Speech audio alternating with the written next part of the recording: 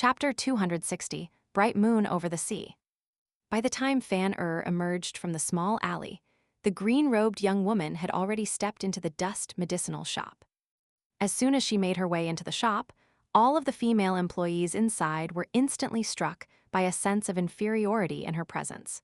Her beauty was so stunning that it put them to shame in comparison. In contrast with how polite and easygoing Fan was, the young woman was far less approachable, and she made her way directly toward the doorway that led to the backyard, while none of the female employees in the shop dared to stop her. Zhang Dafeng was sitting on the steps outside, smoking his pipe. The green-robed woman took a glance around the small courtyard, then made a beckoning motion. A small stool that was under the eaves instantly appeared behind her. She sat down and began to drink. Zhang Dafeng was naturally aware of who this woman was.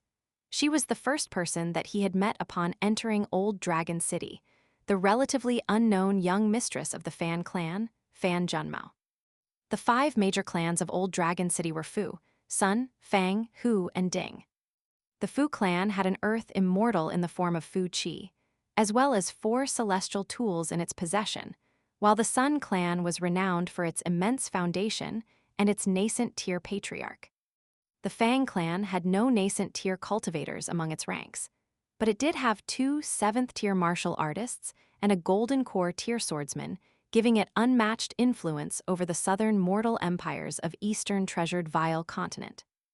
In particular, the Fang clan owned countless banks, escort agencies, pawn shops, and inns across those empires.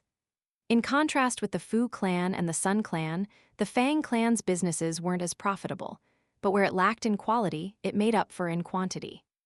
The most powerful cultivators in the Hu clan were a group of guest elders of the middle 5 tiers, and in this regard, they held no advantage over the other major clans. However, the clan did have a branch descendant who had left the clan many years before and since become a virtuous scholar of Lakeview Academy. Even though he had never returned to the Hu clan following his departure, the Hu clan had benefited immensely from his status, and they sent people to pay their respects to him every year. Aside from an intercontinental ship to Stalactite Mountain, the Hu clan also controlled the largest number of routes from Old Dragon City to complete Reed Continent, most of which were quite short in length, ranging from tens of thousands of kilometers to around 150,000 kilometers. As an example, the Hu clan owned half of Water-Combing Nation's Dragon Channel, and with all of these assets added together, the Hu clan was certainly a force to be reckoned with. The Hu clan had many ties with the immortal sects of complete Reed Continent, and over the past 2 centuries of painstaking effort, it had established several immortal sects of its own there.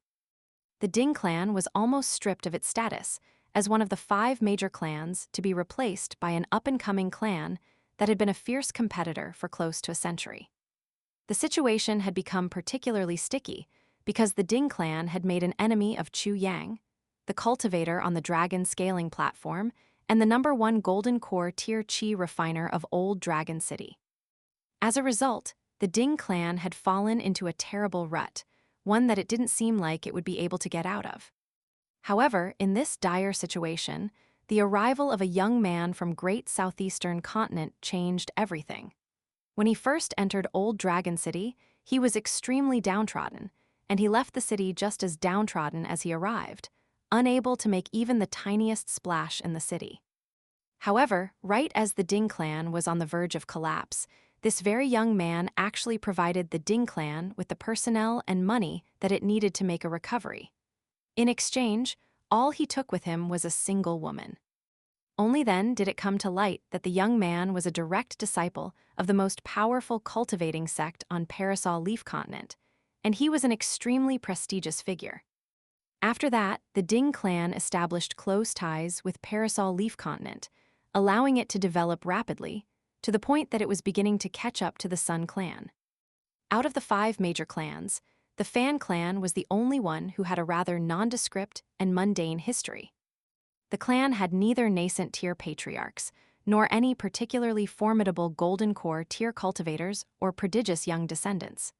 In everything it did, it made sure to follow the Fu clan closely, essentially riding on the Fu clan's coattails. Thanks to its ties with the Fu clan, it was just barely able to cling onto its status as one of the 5 major clans. Hence, the Hu clan, which had never seen eye to eye with the Fan clan, dared to proclaim that the Fan clan was nothing more than Fu Chi's lapdog. Year after year, they were fed the Fu clan's leftovers, which were enough to sustain them, but only just barely. The Hu clan also accused the Fan clan's past leaders of being spineless cowards with zero ambitions, content to act as servants for others. Through the smoke from his pipe, Zhang Dafeng was staring at the green-robed young woman, who was drinking in a leisurely fashion. Old man Yang had never told him much about this woman. All he told Zhang Dafeng was that once he arrived at Old Dragon City, he was to seek her out and announce his arrival to her. After that, he could approach City Lord Fu Qi to negotiate a deal. Zhang Dafeng was already accustomed to the constant cloud of mystique around the old man, both figuratively and in the form of the cloud of smoke constantly pouring out of his pipe. Hence, he made no attempt to find out more about Fan Junmao. Back when he was an 8th-tier martial artist, he had seen Fan Junmao as nothing more than a young cultivator who was still yet to reach the middle 5 tiers. But now that he was a 9th-tier cultivator, he realized he had been sorely mistaken, and that she was actually a golden core tier Qi refiner. All the woman did was drink in silence, and Zhang Dafeng was more than happy to stay with her in silence. In any case, she was quite a sight for sore eyes, so he was more than content to have her keep him company. All of a sudden, Zhang Dafeng mused, "How impressive! I never thought that I would see anything in Old Dragon City more extraordinary than what I've seen in the small town, but I've been proven wrong today." As it turned out, while Fan Junmao was drinking her wine, she had reached the nascent tier, becoming an earth immortal. Even though she had done her best to suppress the telltale signs of her breakthrough, Zhang Dafeng had still managed to catch on, and he was stunned by what he had just witnessed. It was no wonder that old man Yang was so determined to have her. In fact, he had most likely already had his eyes on her for a very long time. "From now on, while you're in Old Dragon City, you follow my orders," Fan Junmao said, finally breaking her silence for the first time. Zhang Dafeng's brows furrowed slightly upon hearing this. Fan Junmao rose to her feet with a cold sneer on her face, then raised an arm to make a throwing motion before gently thrusting both hands toward Zhang Dafeng's face as she said, "Whoosh, and you're dead." Zhang Dafeng rose to his feet, and in this instant, his normal flippant and relaxed demeanor had completely faded.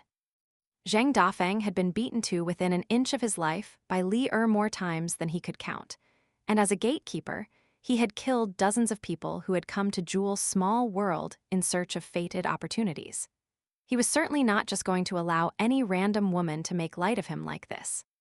The woman smiled as she said, "I can't beat you right now, but that's just right now."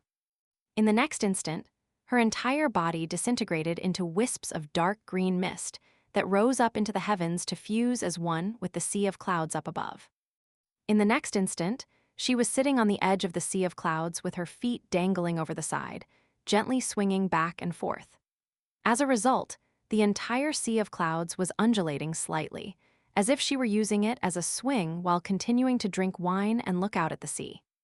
The bright moon had risen over the sea, and that moon was the very thing that was reflected in her eyes. At the stroke of dawn, Chen Ping'an was already practicing his walking meditation in the courtyard. It was very peaceful so early in the morning, and the only thing keeping him company was the light of the rising sun. By the time Ma Zhai emerged from his room, Chen Ping'an had already completed his walking meditation, and he was seated by a stone table, flipping through the proper sword scripture. Chen Ping'an had always kept up his habit of reading during the intervals between his fist technique practice. He read books that he had purchased along his journey, as well as the travel journal that he had stolen from the prefectural overseer's manor back in colorful Garment Nation. Of course, there was also that elementary Confucian book he had received from the old scholar.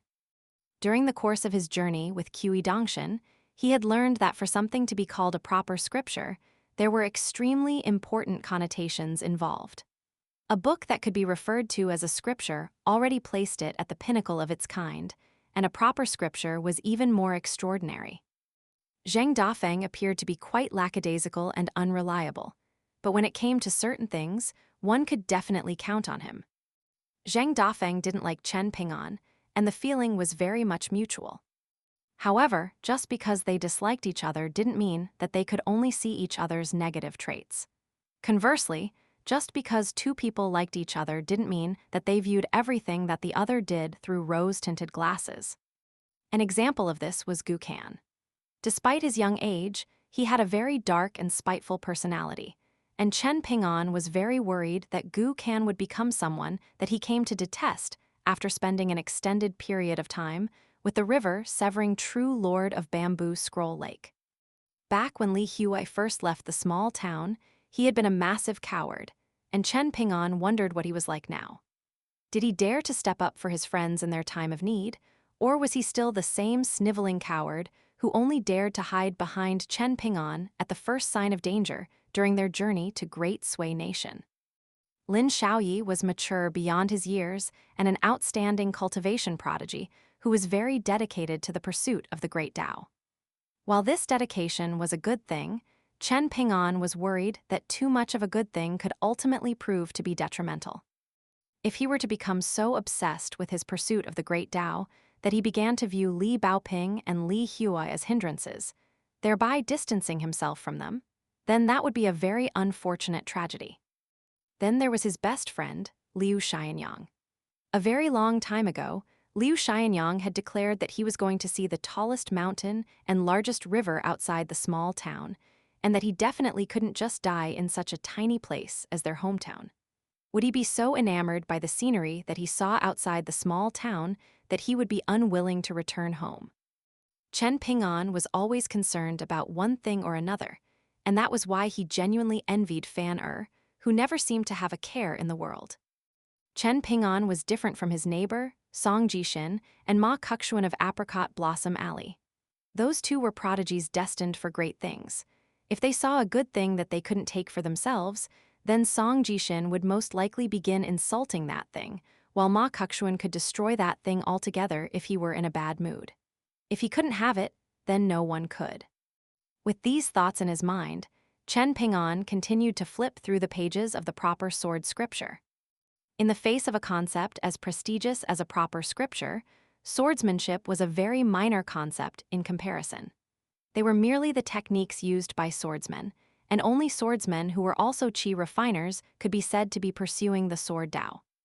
Colorful Garment Nation's sword god, who had been beaten to death by Ma Kexuan, sword saint Song Yushao of Water Combing Nation, sword paragon Lin Gushan of Ancient Elm Nation, and sword immortal Su Lang of Pine Stream Nation were all just martial artists, and they weren't acknowledged as cultivators.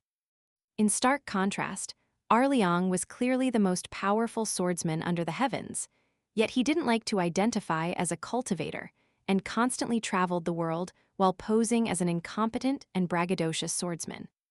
There were 6 sword techniques included in the sword scripture. 2 each were for attack and defense. The offensive techniques were the avalanche technique and the deity suppression technique, while the defensive ones were the mountain technique and the armor-wearing technique. As for the remaining 2 sword techniques, they were designed to hone the body and soul of the swordsman. Instead of using these techniques in battle, they were meant for personal development, and one of them was called refinement, while the other was named focus. Refinement served a similar purpose to the 6-step walking meditation of the Mountain Shaking Guide, while focus was similar to standing meditation. Out of the 6 sword techniques, Chen Ping'an particularly liked the avalanche technique, which was extremely fast. The sword led the wielder forward, sending them tumbling along like a snowball that gained more and more power and speed over time. Each sword technique had an accompanying image, and the pages that the illustrations had been drawn upon were quite unique in that they were a light silver color, as opposed to the other white pages of the book.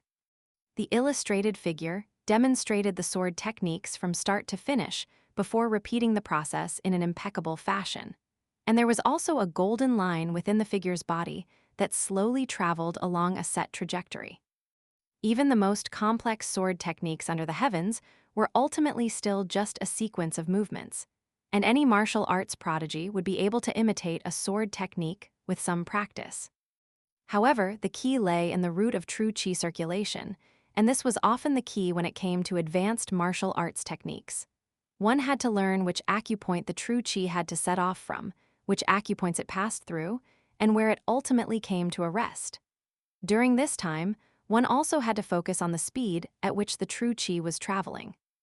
All of these details were extremely important, and this was why it was often vital to have a master.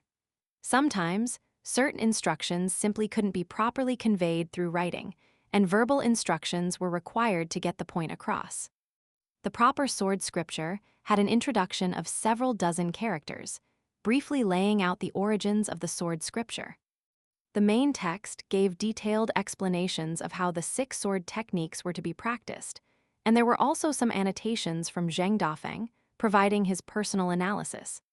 For the title, the introduction, the main text, and the annotations, Zheng Dafeng had used 4 different calligraphy styles, one of which was soft and effeminate, the second elegant and refined, the third strong and free-flowing, and the final one rather sickly and frail. It was clear that Zheng Dafeng had done this to show off his mastery in calligraphy, and Chen Ping'an had to admit that he was very impressed. As expected of a lazy gatekeeper who did nothing but sit around all day, simply scratching around on the ground with a tree branch was enough for him to develop such exceptional calligraphy. Only after Chen Ping'an had closed his book did Ma Zhai take a seat across from him. This place is under the shadow of the ancestor osmanthus tree on the mountain summit, so as long as we don't cause too much of a commotion, none of the passengers outside will notice what we're doing in here. Chen Ping'an, I've already revealed my cultivation base to you earlier. This will be the first day of our sword practice together, and before we begin, I'd like to tell you some things. Perhaps you'll already have heard some of what I'm about to say. If that's the case, feel free to tell me, and I'll skip over those parts. Chen Ping'an sat up straight as he nodded in response. Ma Zhai continued, in the cultivation world, there's a saying that 60 years is old for a qi refiner, while 100 years is still young for a swordsman. This refers to the notion that a qi refiner who only reaches the middle 5 tiers at 60 years of age can no longer be considered a prodigy. But for a swordsman, even if they only reach the cave abode tier at 100 years of age, they're still considered to be a young qi refiner with a bright figure ahead. Why is that? Before Chen Ping'an had a chance to reply, Ma Zhai had already begun answering his own question. The answer is very simple. We swordsmen have the greatest offensive power out of anyone under the heavens.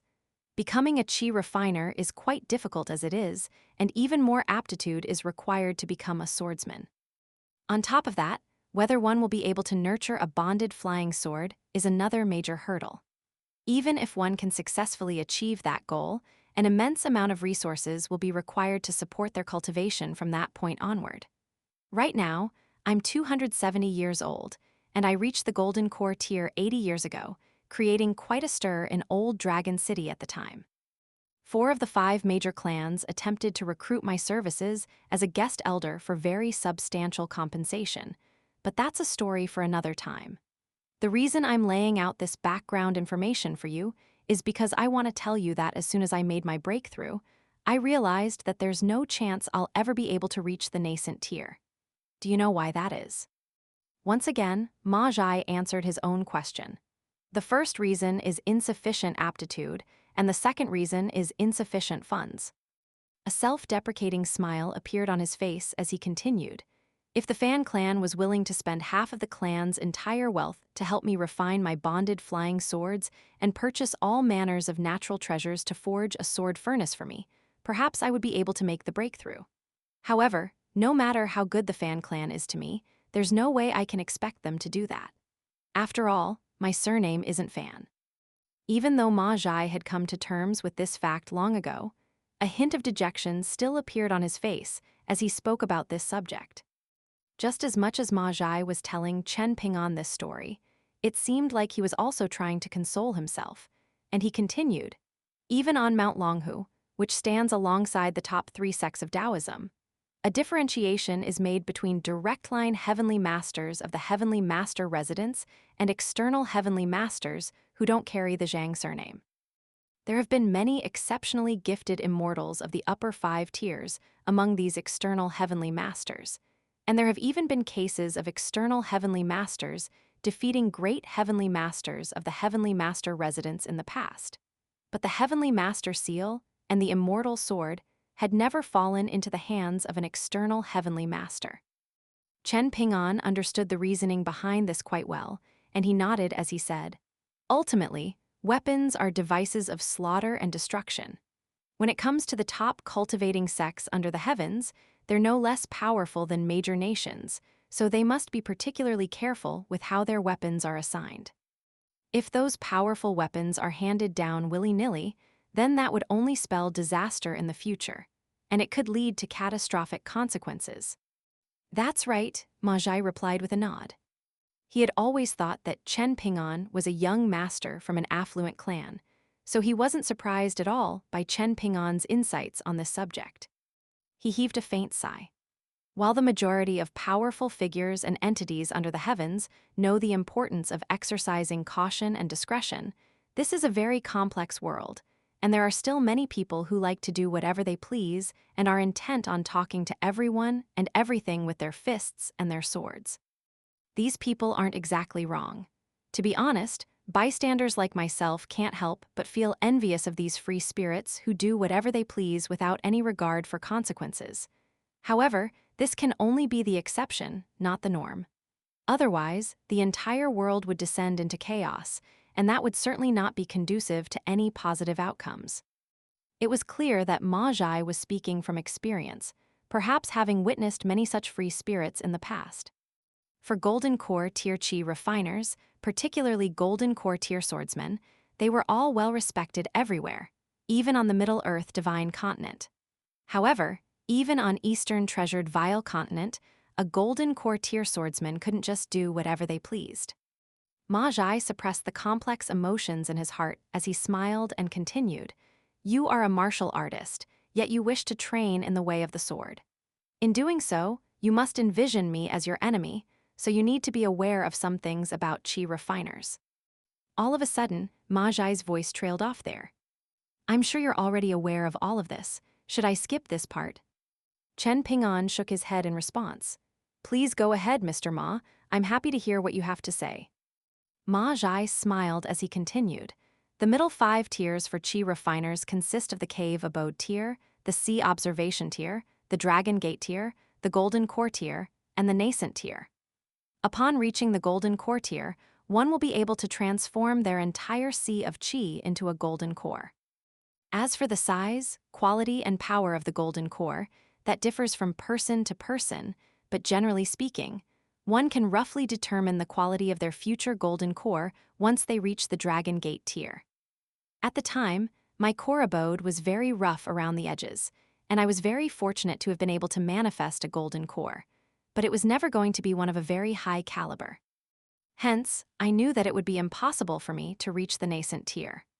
Over the years, many of my Golden Core tier peers in Old Dragon City and some young rascals of the middle 5 tiers have been making fun of me in secret, saying that I represent the absolute bottom of barrel for Golden Core Tier Qi refiners."